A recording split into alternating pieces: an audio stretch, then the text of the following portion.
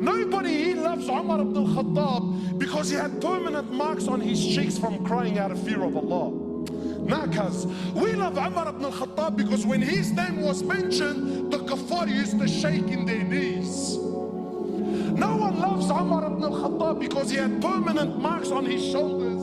Why? Because he was servicing the community in the late hours of the night when everyone was asleep and wasn't watching. You don't love Umar for that. You love Umar because he was a man, brother. When he rocked up, cuz everyone buckled. The Prophet of Allah who we claim we love.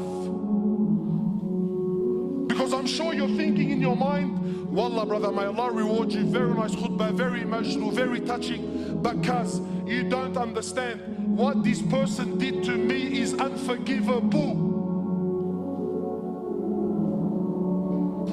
And I repeat, there is absolutely no scenario.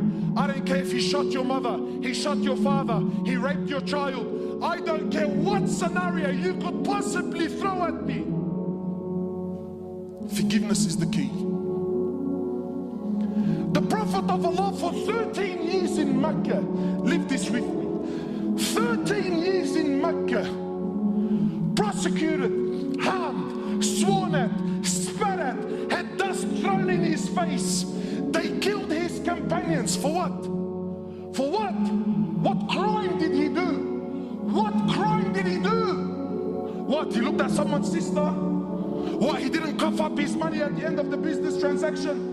What crime did he do? 13 years. They boycotted him and his family for 3 years.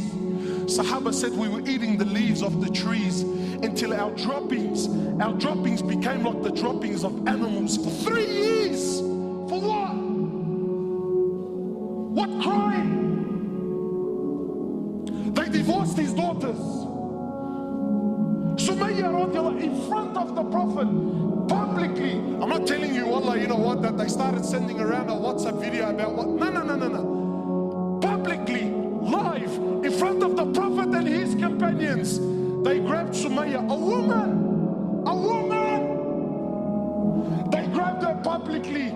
They opened her legs in front of her husband and her son, and they rammed a spear into her private parts until they killed her.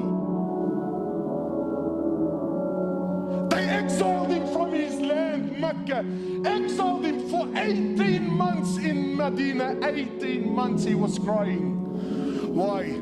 Because he was missing the Kaaba so much. They stabbed his pregnant daughter. As a result, she lost her child. 8 or 6, a few months later, she ended up dying in Medina. He buried every one of his children while he was alive, except for Fatima. In Uhud, you know, it's one thing to go to war and kill. That's fine, he killed the man. In Uhud, they massacred the dead. His uncle Hamza, they cut his nose off, they cut his ears off, they ripped his liver out. Hind took a bite from his liver and spat it on the floor. Sahaba said when the Prophet of Allah seen Hamza, we never seen him cry like he cried when he seen his uncle Hamza. In narrations, he prayed janazah for his uncle 70 times. So much hurt and so much pain. For years. And then when Fatah Makkah came, and now he comes back victorious with an army of 10,000 companions, an army the which Arabia never seen in their lives. Men who at the drop of a word were happy to give their lives just to see him smile. He enters into the Haram of Mecca, 10,000 soldiers surrounding, and those people that harmed him for years and years and years, not Muslims. And I'm asking you to forgive your Muslim brother.